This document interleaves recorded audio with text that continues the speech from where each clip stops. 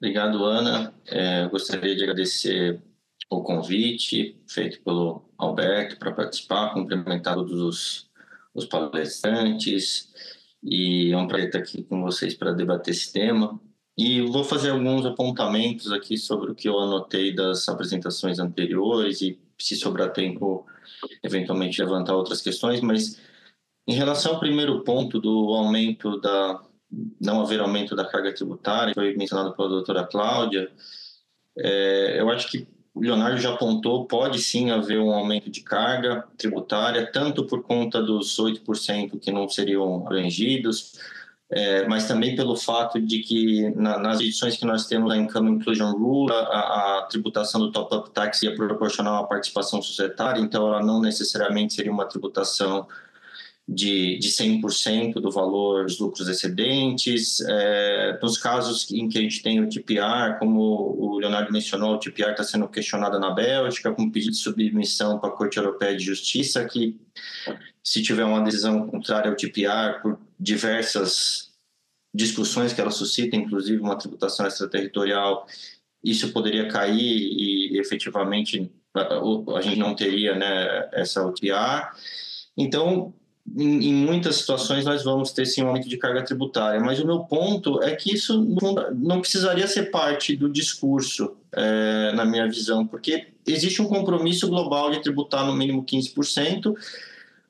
o lucro gerado nas jurisdições em que as multinacionais operam. Então, se elas operam no Brasil, eu tenho que ter uma tributação de no mínimo 15% no Brasil sobre os lucros excedentes, não importa se isso representa ou não aumento de carga tributária. Então, eu acho que a Receita Federal sequer precisaria entrar nesse discurso de que não há aumento de carga tributária. Há um compromisso internacional que foi assumido por razões de cooperação, coordenação, coincidência de interesses e que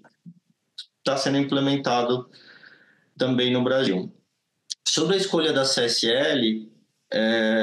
eu também acho que ela foi inteligente sobre a perspectiva da anterioridade. O artigo 62 da Constituição é específico para impostos, inclusive a jurisprudência a respeito disso no caso das contribuições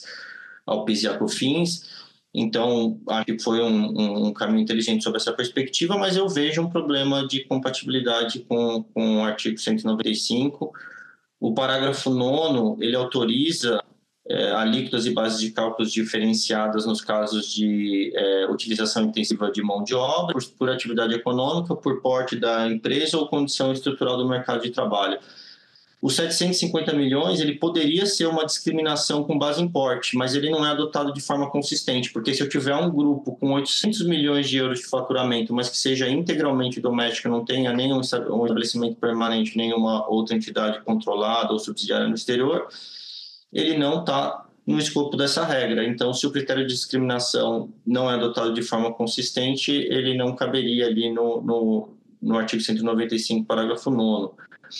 A gente tem o mesmo problema na exclusão baseada em substância, que leva ao cálculo do lucro excedente, porque eu tenho uma dedução baseada em folha de pagamento e uma dedução baseada em ativos tangíveis. A dedução baseada em folha de pagamento até poderia representar o critério de discriminação de utilização intensiva de mão de obra, mas a dedução baseada em só ativos tangíveis não, isso pode criar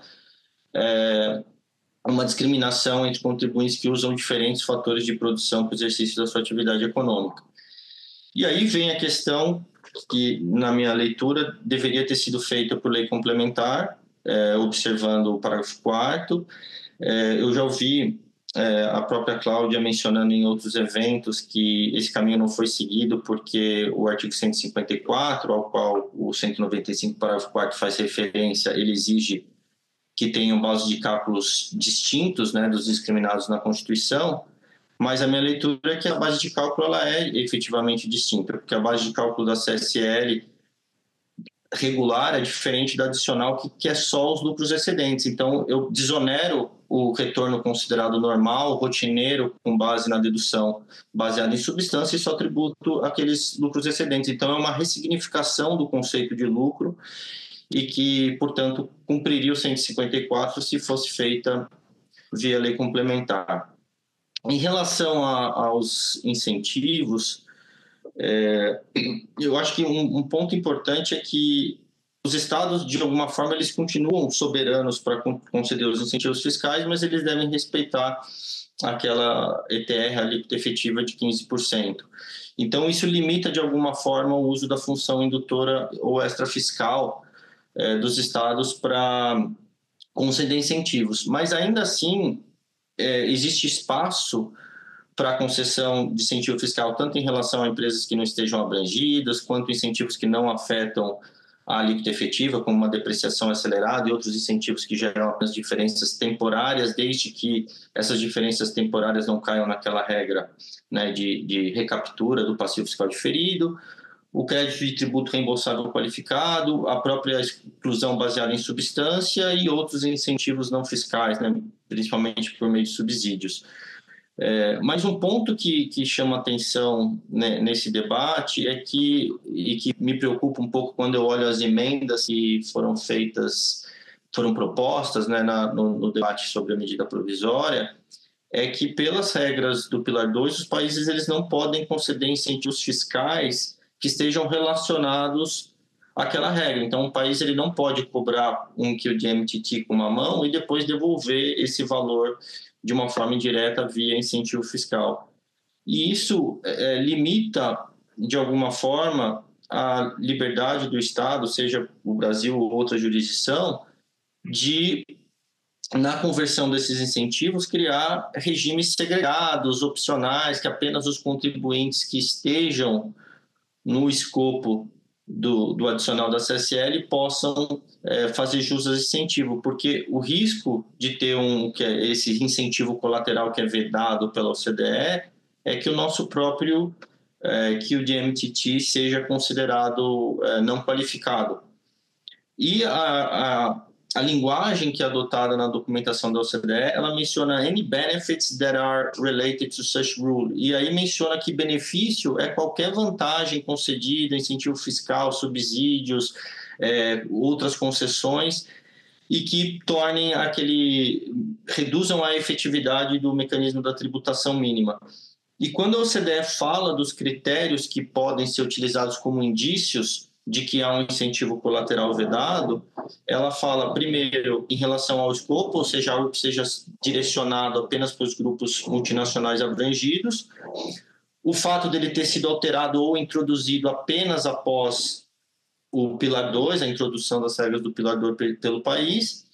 e incluído como parte do pacote, né, de adesão que o país fez para o Pilar 2. Então, quando a gente tem uma situação como da Sudã e da Sudene, que o artigo 36 da medida provisória fala que o Poder Executivo pode converter ele total ou parcialmente a um crédito de tributo reembolsável qualificado, e seguindo, né, requisitos também baseados na exclusão de substância, as propostas que foram feitas de tornar isso específico apenas para as empresas que estejam no escopo do Pilar 2 e todas as demais empresas continuarem tendo o benefício de redução de 75% do RPJ, poderia tornar,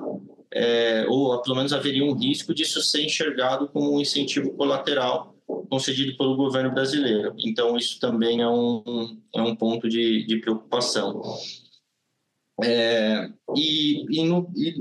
em relação aos incentivos, nós temos algumas questões, né, algumas relacionadas ao ágio, ao goodwill, na verdade, porque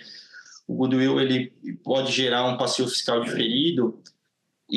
mas esse passivo fiscal diferido ele passar 5 anos e ele não ser revertido, e aí ele está sujeito à recaptura e levar um aumento da carga tributária efetiva, é um ponto bastante de preocupação também, embora o goodwill não seja propriamente um incentivo fiscal, mas um custo de aquisição do investimento. E em geral, a minha leitura, para concluir aqui que passou meu tempo, a minha leitura é que, de uma maneira geral, não existe um incentivo pontual que cause uma situação em que as multinacionais brasileiras fiquem, né, abaixo da alíquota efetiva de 15%. Na verdade, é a combinação de incentivos fiscais e de estratégias de redução de base tributária que trazem esse efeito, e isso também acarreta uma dificuldade adicional, na minha visão, para a Receita Federal para redesenhar esses incentivos fiscais. Acho que era isso no meu tempo. Obrigado, Ana.